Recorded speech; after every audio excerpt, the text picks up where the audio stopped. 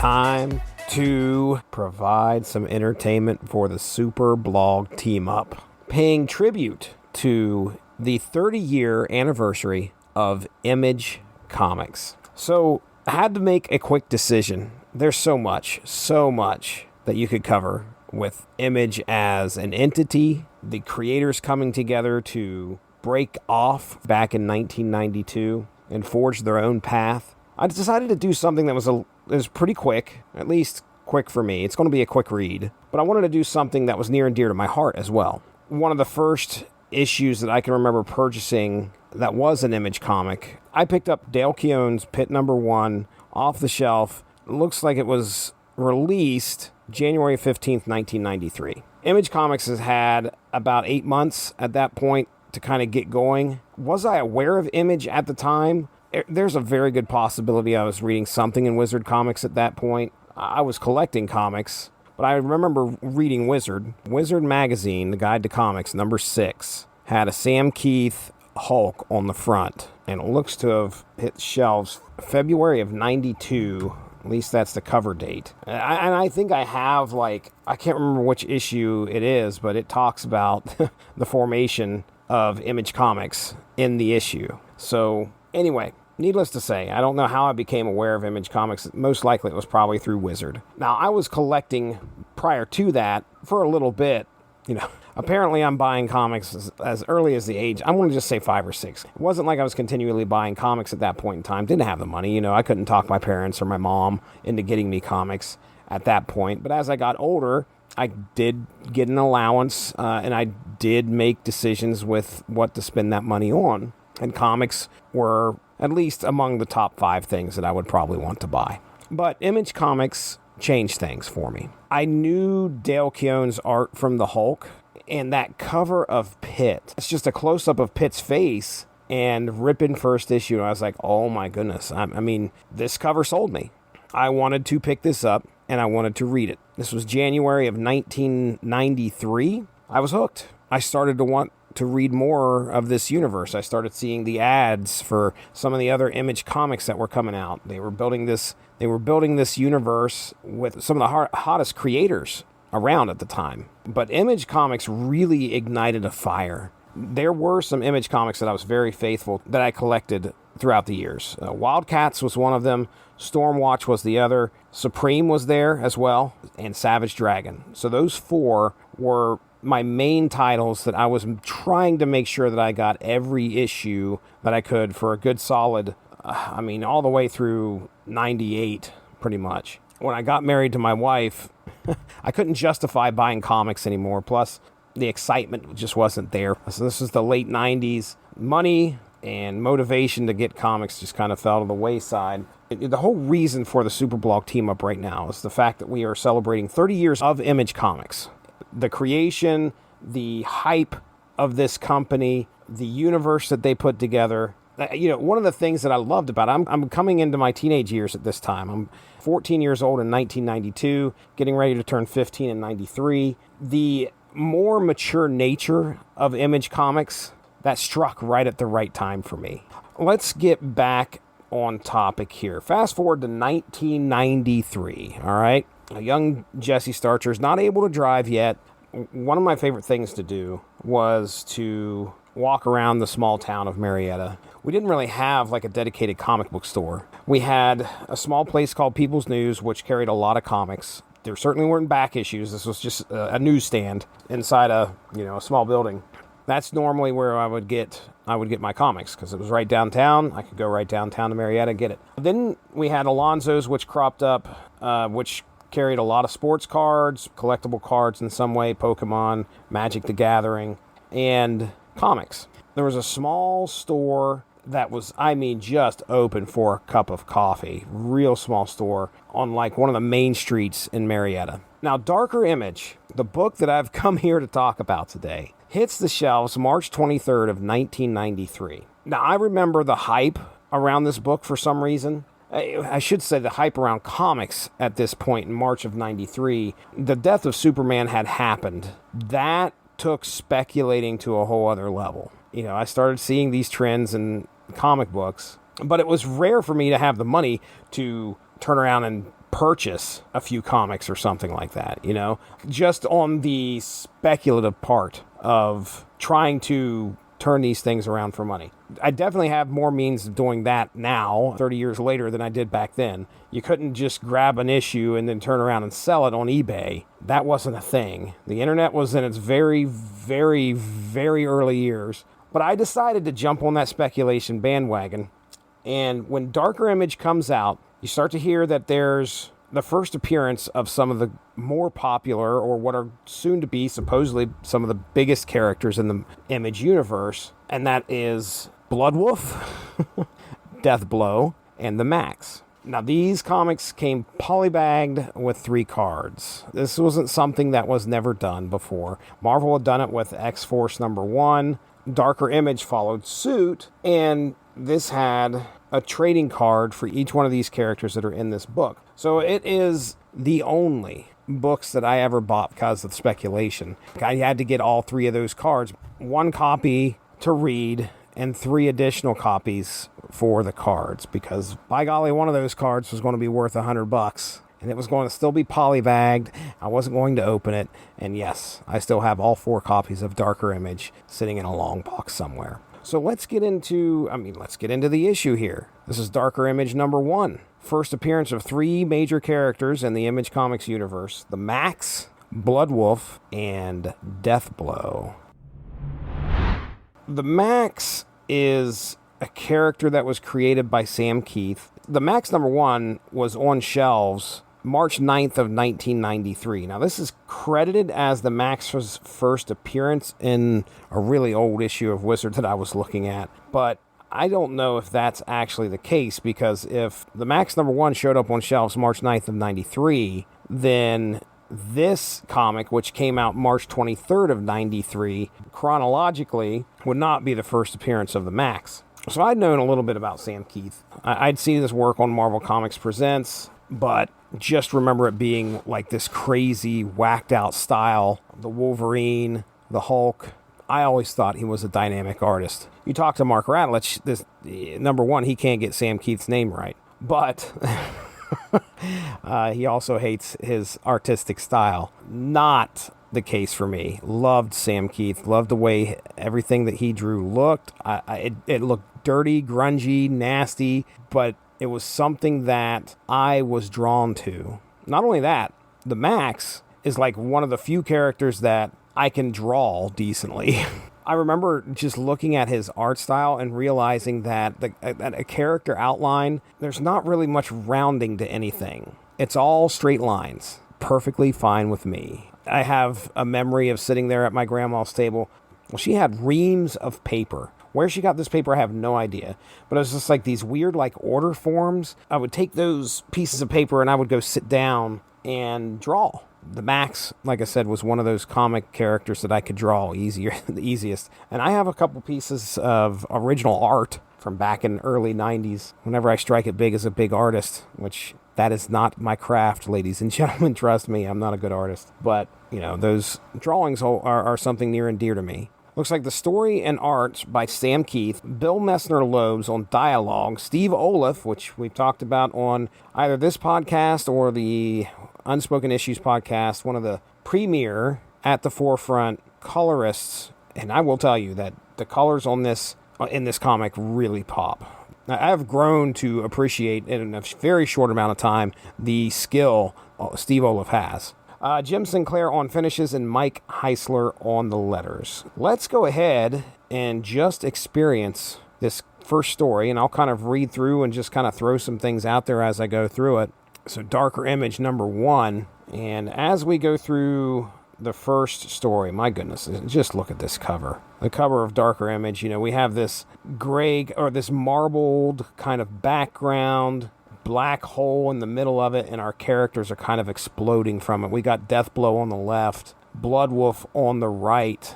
Down here in the middle is the Maxx. So I assume this is a Sam Keith cover because you could just tell by the ripplings coming off of Bloodwulf's torn shirt. the way those threads are drawn, that's very much a Sam Keith style, a Sam Keith marker, I guess you'd say. If you see that kind of stuff going on, you might know that you're looking at a Sam Keith piece. Deathblow's got the same thing going on, sort of, his bandana as it trails off, and he's got the rippled veins. That was one thing I loved drawing about the Maxx, was like, obviously they're very muscular characters, and Maxx is a very muscular character. So at first I was thinking this was a Jam piece cover, but it's not. That's definitely a Sam Keith piece. So I like it a lot. Love the shading on Deathblow, his face completely covered in shadow except for his eyes.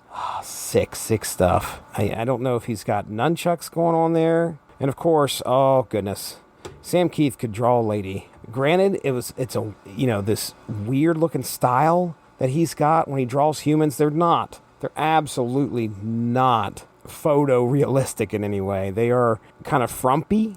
They're definitely not perfect, but there are definitely some curves. I mean, my goodness, you got a little butt crack going on there. That dress is low cut. The dress is just a little too big for her, actually. All right, let's get into this story. So like I said, hit the shelves in March of 1993. We're opening up with the Maxx, and just classic Maxx pose for me. Anybody who does not know who the Maxx is, oh, wow. I mean, I can't even describe it to you because it's so weird. It's just a strange character to try to describe to somebody. Yeah, hey, there's this guy. He dresses all in purple. He has these yellow gloves that kind of look like they are painted onto his hands. And he has one claw coming out of the top of each one of his hands. And that claw I've seen be really long. I've seen that claw be really short. Looks like our rendition here in this issue, most of what we get are kind of like the short version of this claw. But if you look at the Maxx, the one thing you're going to see initially is his face. And what you're going to assume is a mask. But really, there isn't a way to actually land on if that is a mask or his face. Purple mask, big yellow, kind of like parting thick line that goes down from the top of his head through the center of his face. But the most distinguishing feature of the Maxx is the teeth. Okay, Maxx's teeth, it's not like a mouth. They look like normal teeth that are just jutting from the top of his mouth, and you can't see the bottom of his mouth. It just looks like tusks almost, but it's not tusks. It's a row of teeth coming out of the top of his mouth, and that's it. So right at the jump, the appearance of this character is very, very strange. Getting into this, I'm like, wow, this guy looks really cool. What's he about? What is going on? All right, so we open up with the Maxx, hunched over, hanging out on a tree limb here, and I remember the chung. He has this headache, and that's the pounding in his head, but he says that it's good, and then you start to see that he's actually out here on a wilderness plains type of deal. He likes the pounding of his head because it helps him focus. Here's something interesting. Okay, most of what we get here is all inner monologue. Okay, he's not speaking out loud. At one point he says, "Someone coming, someone dangerous. I can smell the sweating leather and peppermint." So remember that. And here it is, this huge, I don't know what in the world this thing is, large beast walking down the plains here. And the Maxx has decided to hide from this thing. So Jeff Smith's Bone? I don't know enough about Bone to say what he is, but say the small white main character of Bone. So imagine that becoming a grotesque giant, and that's what the Maxx is hiding from here. The writing is really neat. Bill Messner-Loeb's doing a great job here because it's very descriptive writing. Some of the ways that he's using to describe what's happening. I can hear the empty wind punishing the grass. Somewhere a bird is screaming. Sets an atmosphere, in my opinion. So here we go. We got this large... So I'm going to say, take the main character of Bone, make him a giant, and then give him features that remind you of Billy Bob Thornton's Sling Blade. All right. Anyway, he's huge. The Maxx is scared. He takes off running. And this thing keeps trying to hit him with a hammer. This large club, sledgehammer thing. The Maxx just continues to try and get away. When you look at these pages, the panel layout is so interesting. the way that we use a lot of white. And that is important because as we progress through the issue, as Maxx is running away through this bright, beautiful plains land, he finds this large structure as this giant is chasing him, and he climbs into it. Everything is weird. He finds this thing that apparently is a house. It's got a bunch of boards on the front of it. He breaks in. Inside is the she-devil, as he calls her. He breaks in, and this is where we first meet Julie. Now, when he breaks into this house, she starts stabbing him with what looks to be like almost looks like a corn dog. But she's stabbing him over and over, and he ends up passing out while she kind of stands over him. My last vision is her terrible smile as she toys with my wounds. And she, of course, is in this skimpy jungle bikini. And then things shift. And we see that Julie is actually in her apartment, and she's had to sedate the Maxx. So all of this, we're assuming that we just read happened in the Maxx's head. It's funny because not a single name is given here. At no point does the Maxx refer to himself as the Maxx. I mean, the only reason you're thinking that this is the Maxx is because it's the name of the comic. Who knows what his name actually is? You don't get Julie's name either. But anyway, so we switch to what apparently is reality. And Julie is standing over the Maxx, who is laid out on her coffee table. He apparently had broke through her window. We learn that she's kind of decided to try and take care of this guy. He always comes back here all wasted, and I've got to clean him up and sedate him. So here's what I was wanting to point out earlier. He's sure ain't grateful or screaming out my windows about God clans and peppermint. So again, we're to assume the Maxx he's acting out what's in his head, actually in reality as well. Julie is kind of taking care of him. Julie is something else. She's not the perfect lady. She's a little dumpy, but she's got a figure on her. And the bell-bottom jeans. I mean, come on. So yeah, that's kind of where we end it. We get a great splash page, the signature Sam Keith. Well, the signature Sam Keith signature at the bottom there. And the Maxx crouching once again. It's funny because Julie's kind of excited, like maybe he's a young blood. Again, we're setting it up for this to be all one contained universe, the Image universe. You'll notice that Max's teeth change. At one point, his teeth may be square, and then at another point, teeth may come off as angled in some way. It's all these things are building a mystery around this character. So, yeah, I mean, I dig the Maxx. And I think a lot of it is because I don't know anything about the Maxx. This is one of those characters where you're like, you just want it to be what it is. We don't need an explanation, because once you start getting into explanations, things get dicey. Some things can just be as they are. And I've always wanted the Maxx to be that way. At some point, I might have to read more than the first 4, 5, 6 issues of Maxx. I know there's a lot out there. Plus, there was the TV series, which I've never seen. And for a character that I loved, I mean, I really did like the Maxx. I just never bought the issues, and I never followed up with the character. And there might be a reason for that. It might be, like I said, I don't want to know more about the character, and I'm afraid there might be something else about the character that I learn that makes me go, oh man, I wanted this to remain a mystery. And I do know some of the fun things that happen in the Maxx series. We get our villain, Mr. Gone. We get the Is. Look at that splash page. Beautiful. All those... Needs to clean up his costume. There you go. Next up, Bloodwulf.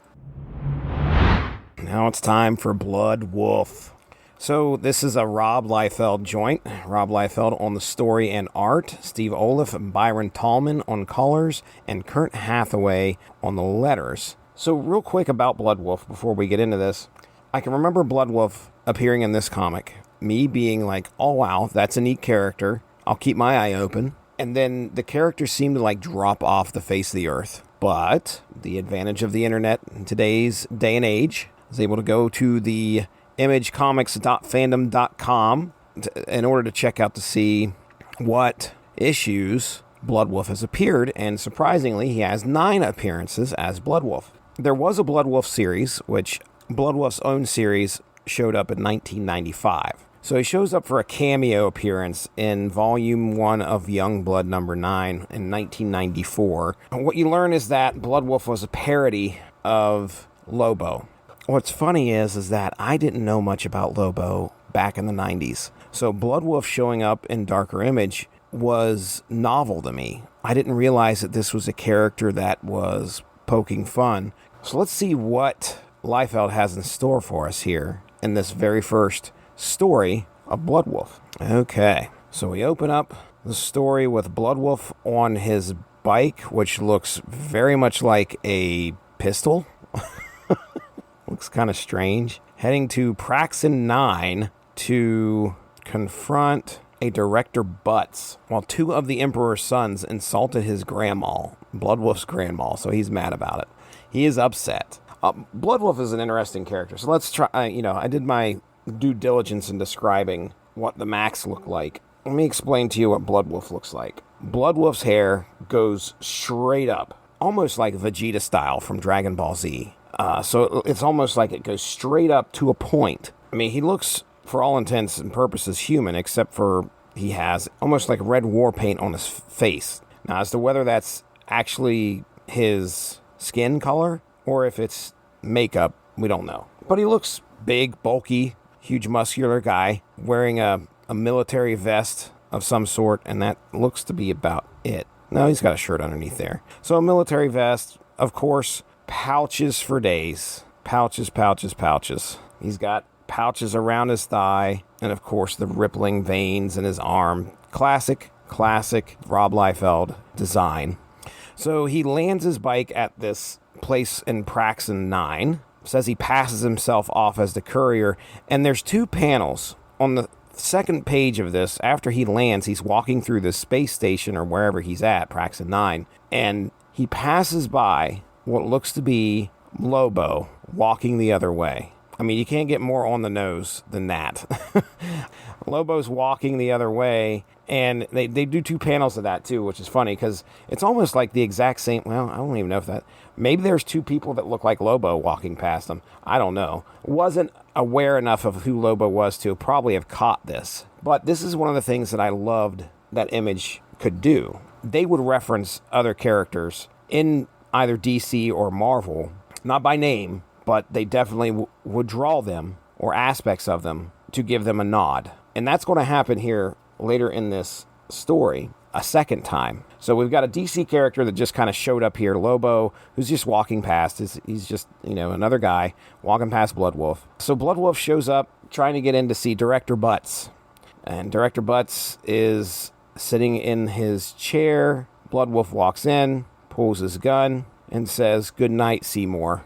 Get it? Seymour Butts? Oh, that's perfect. I think I just taught my kid. He had said something, play on words like this. And I said, "Have you ever read Under the Bleachers by Seymour Butts?" And boy, did he get this big smile on his face. Passing down the goods. So, okay, Bloodwulf pulls his gun, points at Director Butts, shoots him. Here's another thing that set Image Comics apart for me.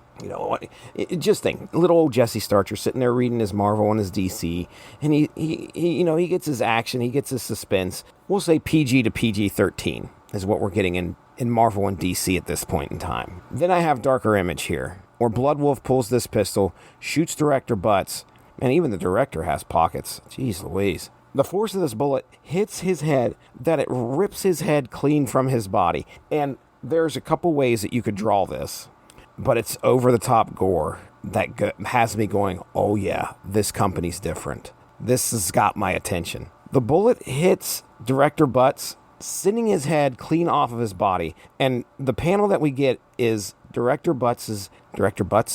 director's head coming detached from his body. An eyeball falling out of his head as it flies backwards. Oh, yes, please. 14-year-old me is looking at this and going, wow, I want more. Okay, Bloodwulf shoots the guy. Now he's got to get off of this facility. Now, it's interesting because Liefeld uses these arrows to point towards things. Like, you see arrows actually throughout this story. There's an arrow in space on the second panel pointing him towards Praxon 9. There's an arrow as he's walking down the hallway pointing to which way Bloodwulf is going. There's an arrow that is pointing to the gun that says, "Oh crap." There's an arrow that points to a little package sitting on the director's desk that Bloodwulf left, that's obviously going to come back at some point, right? Because that's important. You wouldn't have an arrow pointing to it. So Bloodwulf is making his way out of there. Lo and behold, Cable, apparently either a member or even possibly leader of the security force here on Praxon 9. Okay, now when we talk about Cable, is this just kind of like an homage to Cable? No, this is straight up. This is Cable. He even has, okay, imagine 90s Cable that Liefeld drew. He's got the flashing eye. He's got the scar over the other eye. He's got the X badge. It is the X badge, except they took one line from the X and it looks like a Y. So to see him showing up here in the Bloodwulf comic, holy cow. I was like, oh yeah, there's no limits for these guys. We just had a head fly off the previous page. Now I've got Cable showing up here, and the astute comic reader would have recognized Lobo.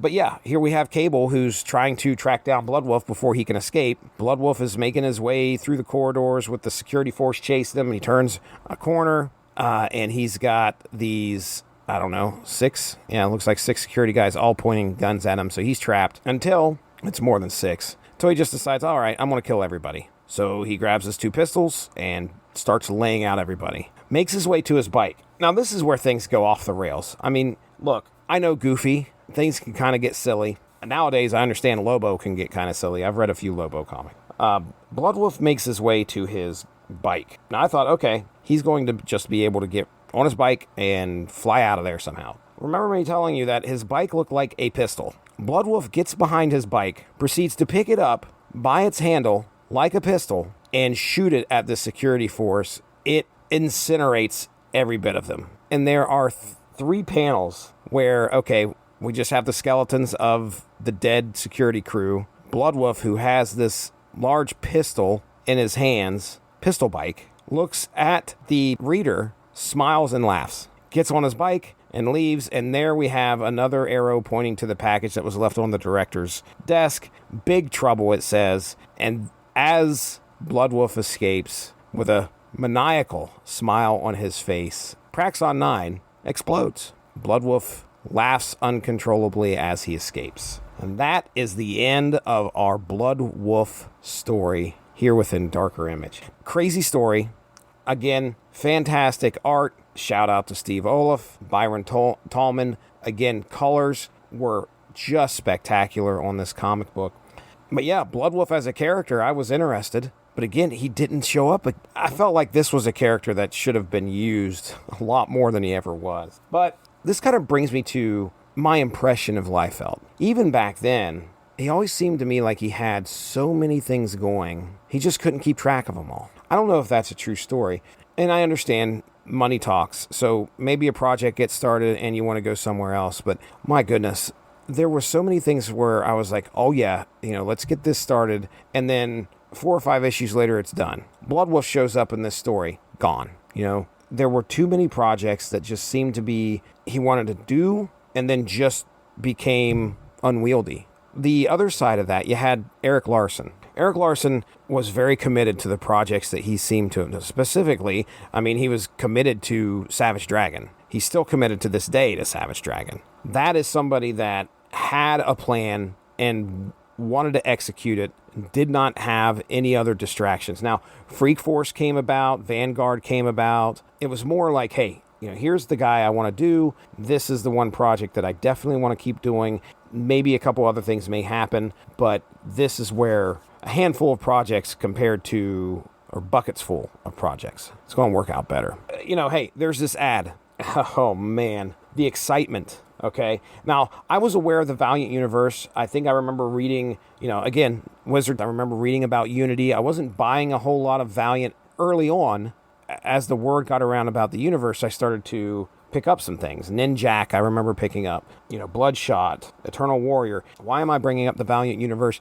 There is an ad for Youngblood Bloodshot crossover. Now, you may have seen this ad. It's got Die Hard, Shaft, and Badrock/Bedrock on the front of the page, drawn by Liefeld, standing with Bloodshot. Now, Bloodshot was such a cool character. What a great look. And Liefeld drawing him, oh man, this blood's for you. Youngblood Bloodshot. this was exciting. I remember seeing this ad going, oh wow, okay. All right, so we're going to have a crossover.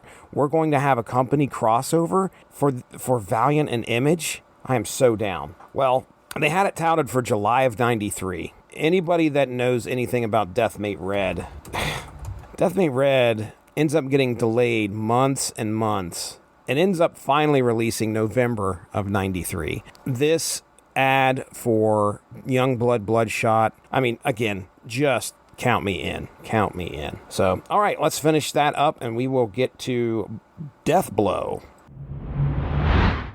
All right, let's get ourselves nestled in for our final story here in Darker Image number 1, and that is Deathblow. Brandon Choi and Jim Lee are credited as co-creators and for the story here in Deathblow. Jim Lee also credited for the art, colors by Joe Chiodo, Mike Heisler on letters, and Wendy Fouts on color assists. So this is the first appearance of Deathblow. The first issue of Deathblow, Deathblow number 1, actually dropped May 18th, 1993, so a couple months after Darker Image hit shelves. I'm going to go through the comic, but let's just say there's not a whole lot here. There really isn't. I mean, the art it's actually kind of like a real quick, it's different Jim Lee, that's for sure. Jim Lee, I'm used to bombastic colors like in Wildcats or his X-Men. In this, it's very muted. Our colors are almost gray tones. There's some splashes of color, which are great. No, colors are used, we'll just say sparingly. Very bland, sort of. Of course, it takes place at night in a jungle that is lit by the full moon, so you're going to have a lot of shadows. But let's go ahead. We'll start reading this here, and there are a lot of words. This is definitely a change. We're changing gears. So here we have Deathblow, and our narrator is talking about how he hates the jungle, and he's come back to the jungle.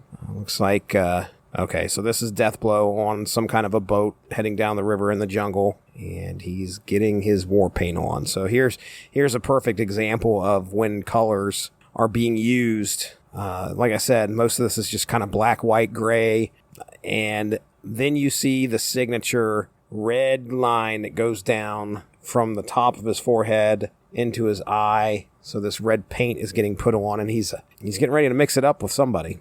A lot of description about how the jungle is so hot, humid. It puts you in the setting. Interesting art choices here. Like we have the boat that's going down the river, which you hardly see any features of the boat other than just a white outline of it. And our guide at the front, I believe. Nope. Okay, so our guide went down and checked on Deathblow, who is now in full armament, and he shoots the pilot of the boat. Well, now we're in Washington, D.C. Again, colors are still kind of muted. Oh, here's director Lynch. John Lynch. Oh, recruited to lead Team 7 at one point, which included, as we find out in this book, SEAL Team 7 included Michael Cray. That's Deathblow. All right, so yeah, big bit of history here for John Lynch. The setup here is that he's worked with Deathblow in the past. Oh, we find out that Cray is a rogue now, and he's off to go find General Manuel Ortega. Looks to assassinate him. Oh, Michael Cray has been diagnosed with cancer, inoperable brain tumor. Oh, so Lynch is sending out some people, a team to take out Michael Cray, terminate him on sight with extreme prejudice. Oh my gosh, wow, there are a lot of words. When you go from Bloodwulf and the Maxx to this, whew.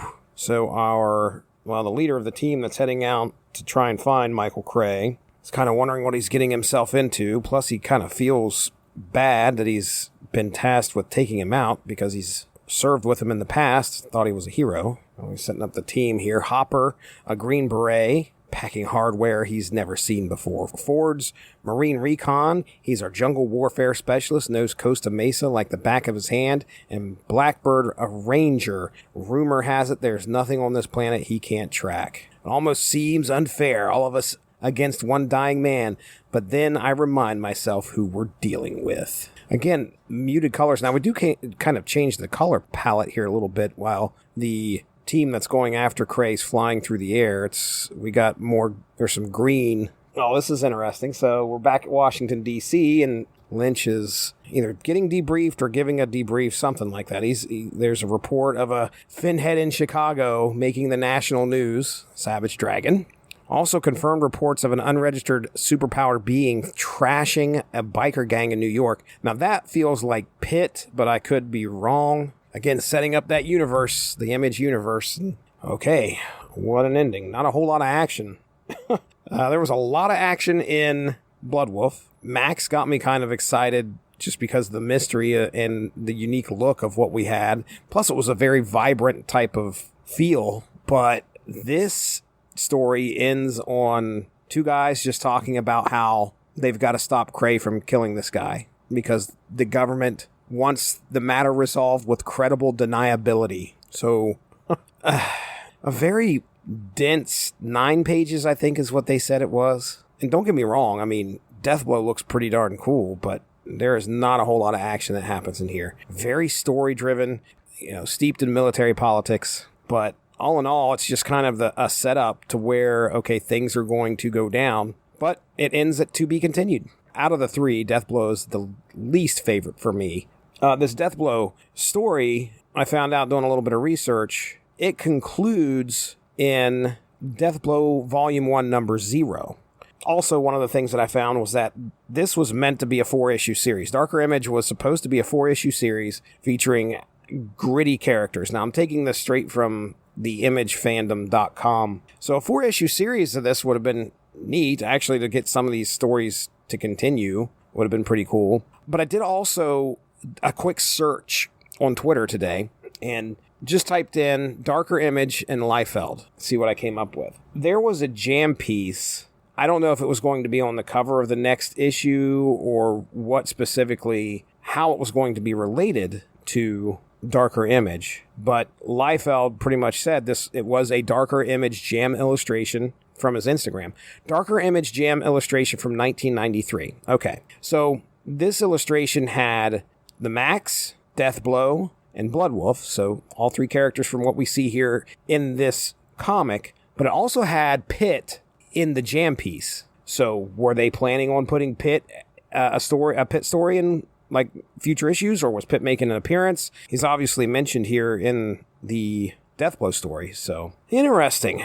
So there you go.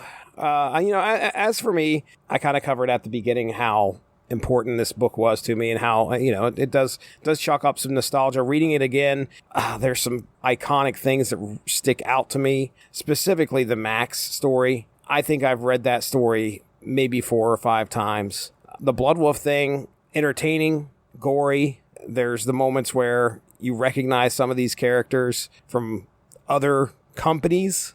And the Deathblow story was just, With the Deathblow story, if it was a movie, like after the end of this, the intro credits would have rolled for the movie. It was like the beginning, which is fine. The goal of this comic is to get you excited about what's possibly out there and what's to come. What are you interested in? Check this out because we're going to have an upcoming series on it. I hate the fact that it was only 1 issue. There was a Darker Image too that was penciled, not colored, and never printed. Well, I think that's going to do it.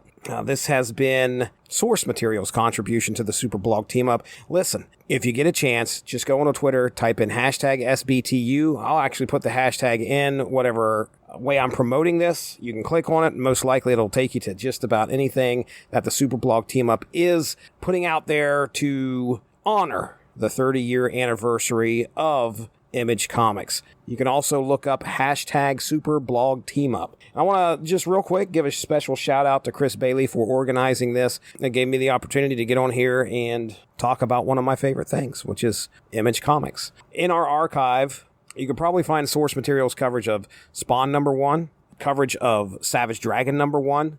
These were years ago. Stormwatch #1. My goal at one time was just to do the Image first issue of a series and talk about it. Like I said, got about 3 issues in, and then of course we got distracted and started doing some other things. But anyway, I want to thank you guys for taking the time to listen. Make sure to get out there and support the rest of those bloggers and podcasters participating in the Superblog Team Up. We'll talk to you soon. Have a good one. Bye-bye. Thank you all for joining us. Make sure to give that Radulich in Broadcasting Facebook page a like to stay up on top of all the great podcasts we have to offer. We are at home on Spreaker, but you can also find us on iTunes, Stitcher, TuneIn Radio, and recently we have hit the air on Spotify. Find your favorite podcast platform and type in RADULICH to subscribe for some great content. If you enjoyed this show, please feel free to share and spread the word. And as always, we appreciate any feedback and look forward to entertaining you again soon.